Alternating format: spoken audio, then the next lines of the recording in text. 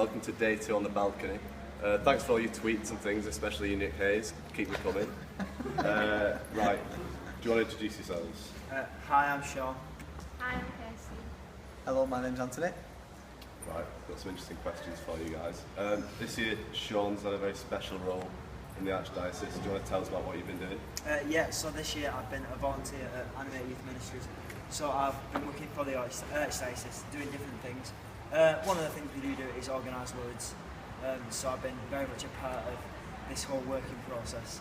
But we do work with different schools, and I actually went to Custody School not too long ago to do something called a Mission Week. And we basically do things like that, try and get other young people experiencing the faith. Do you think you've ever had a religious experience, or something you would call a religious experience?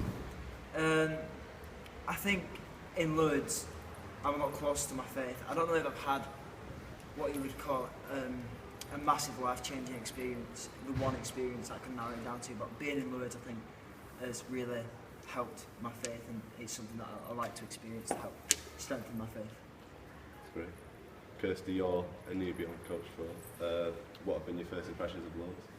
I think Lourdes is a really peaceful place, and it's really nice to see everyone come together when we go to Mass. That's great. Is there anything you're looking forward to especially this week? I'm looking forward to the torch session that we're going to have tonight. Torchlight then. Anthony, Honour. you're a staff member. I am.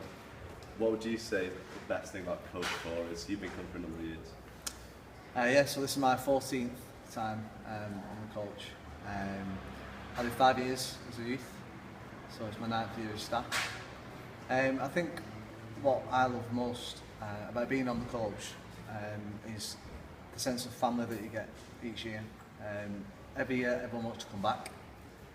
Not everyone can come back, and each year we tend to get a whole host of newcomers to the coach as well. I think at the start, certainly through the meetings and in the first couple of days in Lourdes, it can be a little bit daunting for people.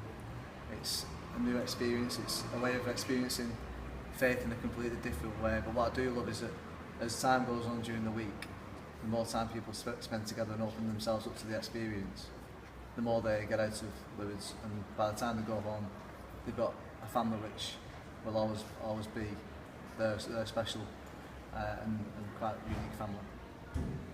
Thanks very much, Anthony. Thank you very much for watching. We'll see you tomorrow.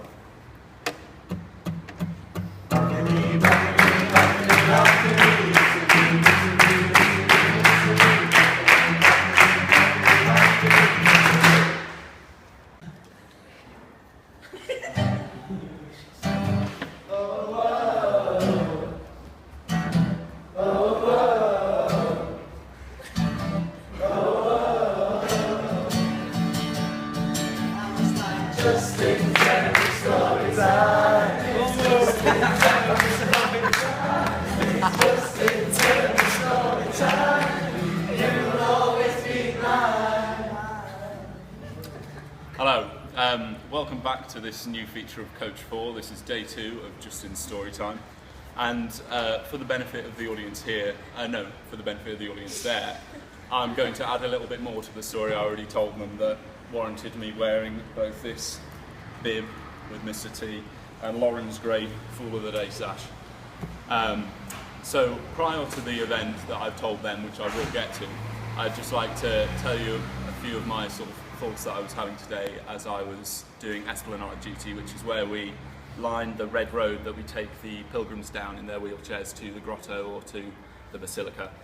And I was thinking, the second time I was doing the duty today, that I really like something about Coach 4, that everyone is very aware of the selfless nature of the pilgrimage, and I really sort of felt that doing the duty, but I also noticed how some locals or some people would not really notice that or were thinking about that as they were walking down this red road when they were blocking the way of some pilgrims, or there was actually a coach that just pulled up like right over the red road and caused a bit of a blockage in the morning, and I was just like, oh, what are you doing?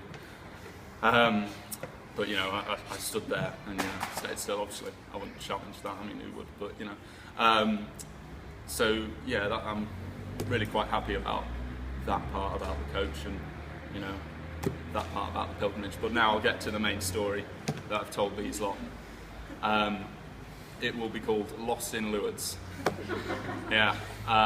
So it leads straight on from Esplanade duty, where we do just sort of stand there, make sure, you know, people are sticking to the red road and make sure, you know, people know where they're going and that kind of thing. So Esplanade duty was sort of going on for, I think it'd been going on for about an hour after the mass we had this afternoon.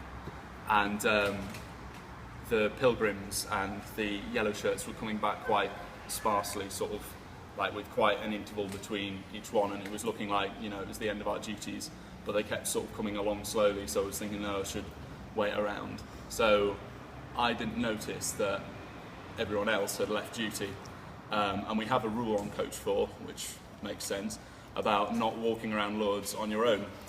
So because everybody had left and gone back to the hotel, I was sort of wondering, oh dear, where's everybody gone?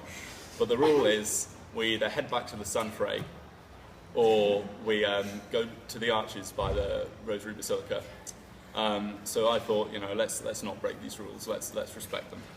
And so I walked back to the arches and I hung around there for about half an hour, 40 minutes or something, just wondering how long it would take for someone to realise I wasn't in the hotel. And I did try and call Christine, our leader, and text her, but for some reason my phone refuses to make a call or send a text in a foreign country, which is a bit weird, really. But eventually, I did get a little bit bored of waiting for someone to come and get me. So I noticed some yellow shirts from Coach 8 approaching the Rosary Basilica, so I went over to talk to them and ask if I could borrow one of their phones to call Christine because mine clearly wasn't working. But then they kindly offered to walk me back to the hotel, at which point I found Christine and Anthony. And then as I came back, everyone gave me a good cheer and clap for being that fool who, you know, got lost in Lourdes. When it's my second year as well, I do know my way around and I shouldn't really have got lost, but that's why I'm wearing this. So that concludes day 2 of Justin's story time. I hope you've enjoyed it.